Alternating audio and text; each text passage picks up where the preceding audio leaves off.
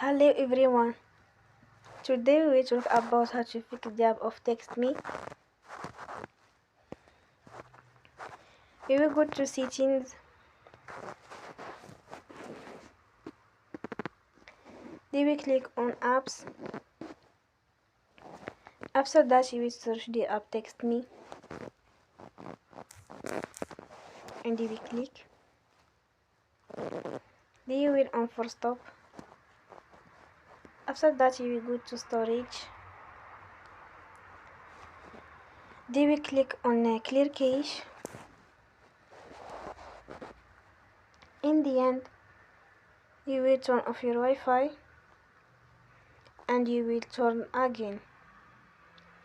Don't forget to support us by like and subscribe.